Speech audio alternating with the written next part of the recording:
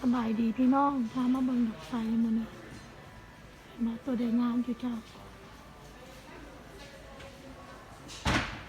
เห็นบ่ดอกไฟมาเบิ่งดอกไฟใส่เฮือนเพราะว่าตัวอยู่เฮือนมันนั่นละตัวนี้มันงามโพดตัวนี้มันบ่เข้ากับเฮือนตัวนี้งามกว่าเฮือนเฮาเนาะตัวนี้มันต้องเฮือนแบบหน่อยสารพระราชวังพุ่นแหละเนาะเห็นบ่ตัวมนๆนี่โอเคอยู่เข้ากับเฮือนเฮาเท่าใดตัว199นั่นตัวมน Sorry. ๆThat's okay เห็นบ่ตัวมนๆนี่ก็งามเนาะโอ้ยแต่ว่าเปลี่ยนใจเอาตัวมนนี่ว่ะมึงเด้อนี่ค่อยว่าสิมาเอาตัวนี้นี่ตัวนี้กับตัวนี้ตัวใดงามที่สุดเจ้าไปถามตัวนี้กับตัวมนนี่ตัวใดงามบานนี่เพราะว่าเนี่ยคือบ่เห็นตัวมนนี่มันอยู่นี่ว่ะ ตัวนี้นี่เหรอ เออ ไม่เสีย ตัวใดงาม มันเข้ากับแบรนด์เฮือนเฮาอยู่นะ มันบกเข้า ฮะ มันบกเข้ากับ มันก็เข้ากับแบรนด์เฮือนเฮาแบรนด์ใหญ่อะเปลี่ยนใจแล้วได้บาทนี่จุเจ้าตั้งใจสิมาเอาตัวนั่นงานเฮาทั้งแบรนด์หลายนี่มันก็เป็นคือแบรนด์นั่นนี่นะงานเฮาทั้งแบรนด์หลายอันนี้มันไฟอันนั้นจุเจ้าไฟตั้งมึงเด้อถ่ายเลยฮะตอนนี้มันเข้ากับแบรนด์งานเฮามึงดูจุเจ้าก็สิถ่ายเบิ่งเด้อถ่ายมาพี่ก่อนอันนี้มันฟิเซอร์นี่มันออนเซลนี่248ตัวดำได้ทั้งหน้าเนี่ย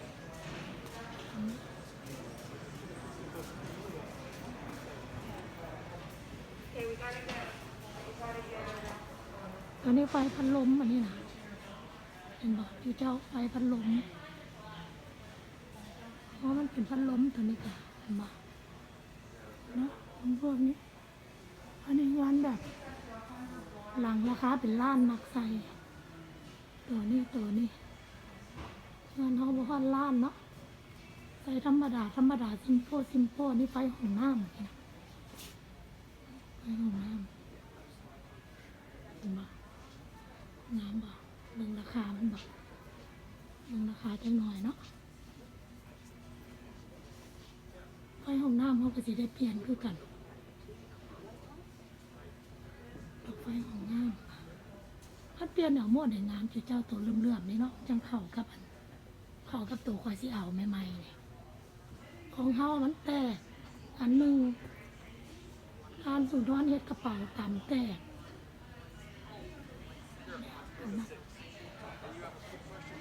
ทำมึงด้วยเบิ่งตัวนี้กัน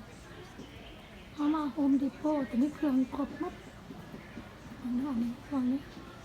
อันนี้ก็ไฟยวนห้อยลงคิดเช่นนี่อย่างนะ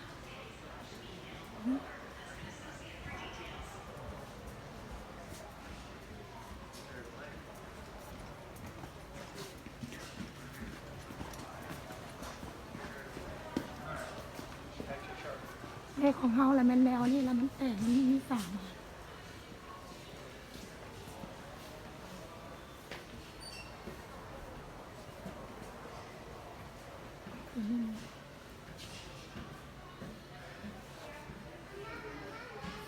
240ตัว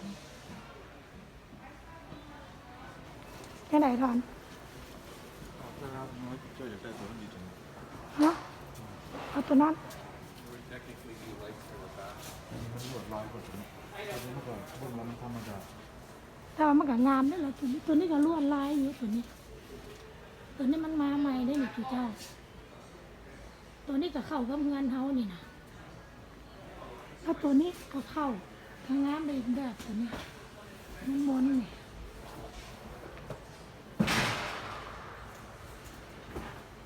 เอาตัวใดดีพี่เจ้าเอาตัวนี้ว่ะเอาแล้ว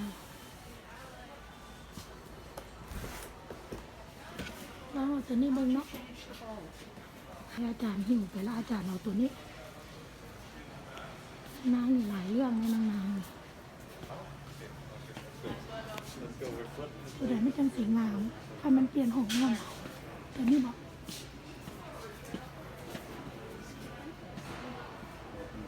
เท่าไหนงามเจ้าบอกอันนี้บอกอะไรเขาเลือก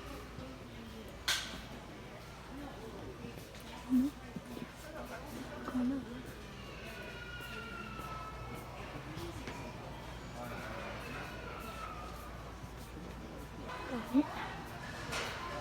ไฟติดติดถึงเพดานนั่นเด็กของเงินเขาแบบนี้เงินเขาตัวเนื้อยาวตัวนี้พามาเบิ่งต้นคริสต์มาสนี่พี่น้องเดินงาน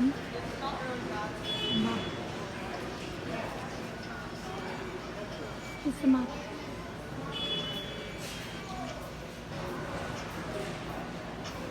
ตัวนี้298ราคา298ตัวนี้300กว่า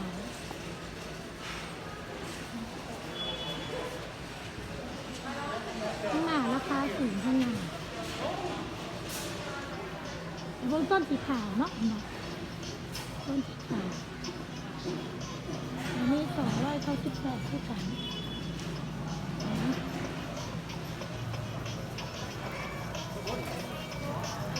ก็มีบ่มีดอกไฟจำพิษ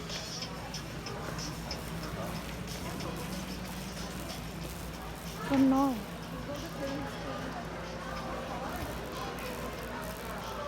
ต้นสีขาวงามเลยเนาะต้นนี้มันถึกสโนว์ขอต้นสีเขียวแต่ว่าสโนว์ตกลงมา เขียว ใส่ ตัวนี้ตัวนี้มันเขียวแล้วสโนว์แบบโปกลงมาใส่288งามมากที่เจ้า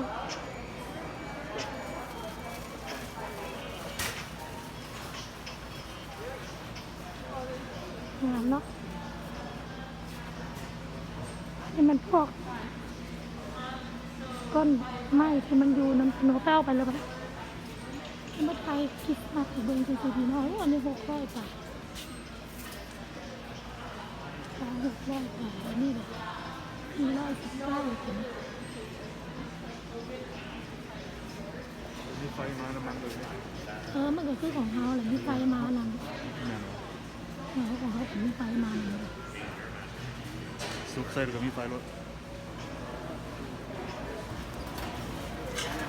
อันนี้มันเขาต้นแท้นี่นะนี่ต้นแท้ได้เลยคือเจ้าเขาขายจังไหนบุ้นี่ขายไปหน้าบ้านสิมือดอกไม้คือเจ้าดอกไม้ยามคริสต์มาสหาดอกไม้งามๆก่อนมาจะตั้งห้าแค่มาคือเจ้าจะตั้งห้าแค่ชื่อขนาดเลยดอกไม้งาม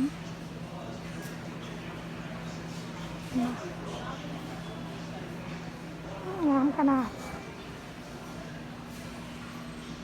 ต้นหนึ่ง34 ดอกหนึ่งแต่ว่าได้แพงเอาต้นนี้งามขนาดแล้วมีต้นกุหลาบน้อย9 ดอกพอดหนึ่งน้อยงาม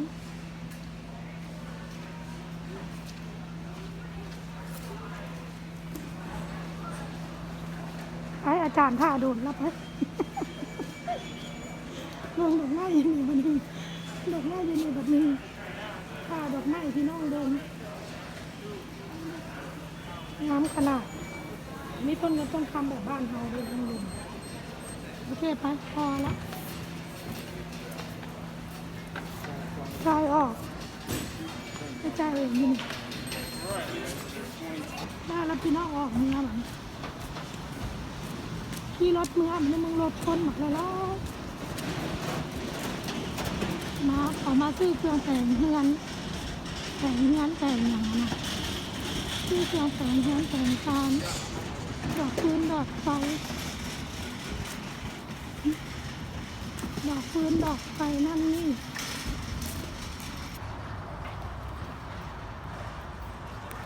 มื่อบัดนี้พี่น้องรถเขาจอดอยู่ใส่แล้วบัดนี้เดี๋ยวข้างหน้า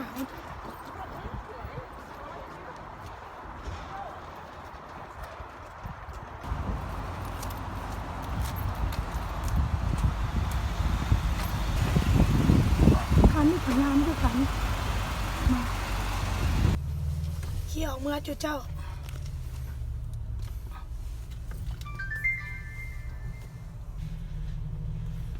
คนหลายตลอดห้านี่ก็จะมาซื้อเครื่องแต่งงานเสียงแห้งบ่มีแห้งได้ใส่ผ่านอัดปากเบ้าแห้งบ่ได้ยินอย่างเลย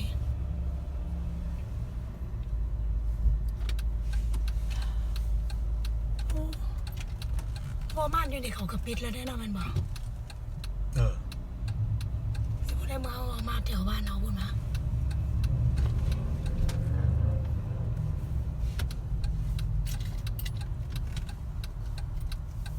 ตัวนี้มันจิ้มตัวนี้บอลเขาเล่นจิ้มตัวนี้ปิดยังบ่เปิดเจ้าติค่ะแต่โคโรนานี่บอลใหญ่ๆนี่จะมันมีจิ้มแล้วมีอย่างไรแล้วแหวกหมดเลยเดี๋ยวตัวสีส้มเนี่ยออกมากินนี่สีส้มเนี่ย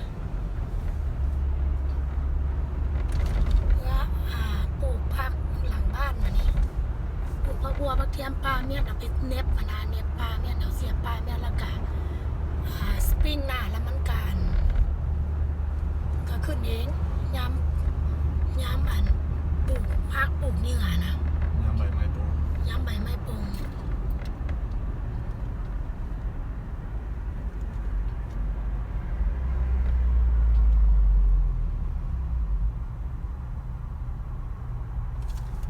ห้างขายรถทางนี้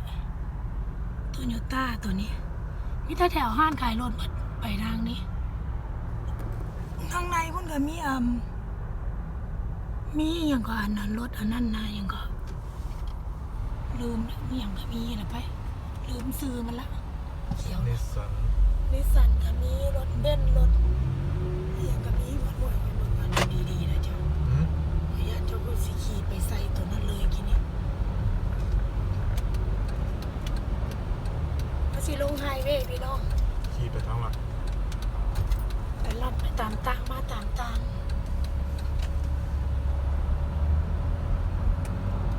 ลงไฮเวย์พากิโลเลนมันรอซื้อดอกฟืนดอกไฟที่จริงดอกไฟห้องมันน่ะนะมันแตกโบแมนมันขาดแต่มันแตกแก้วทั้งนอกมันน่ะนะเขาค่อยก็เลยอยากเปลี่ยนใหม่เปลี่ยนหนังตัวใหม่ไส้แบบใหม่มันออกมาใหม่ตัวนี้ตัวมนๆนั่นก็งามเหมือนกันแต่ว่าตัวนี้ก็งามเหมือนกันที่ตัวนี้มันเข้ากับงานเขาหลายกว่านะจอยตัวมนน่ะก็เข้ากับแมนยูแล้วก็ได้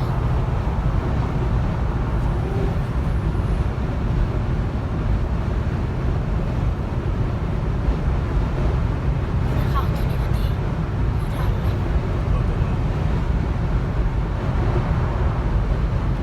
รถความสั่น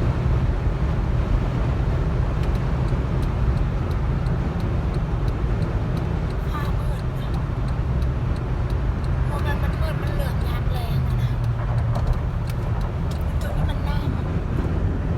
ำอะนะทะเลโมเมนต์ทะเลของน้ำจืดเป็นอะไรเป็นหนองที่บอกบ้านเขา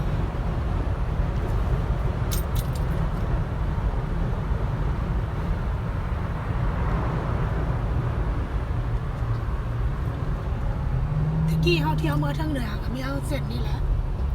ทุกที่เที่ยวมางานไปอยู่พุ่น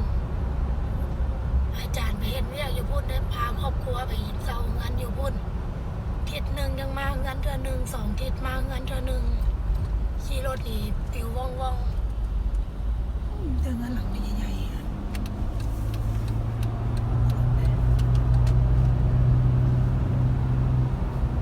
ไม่ดีเลย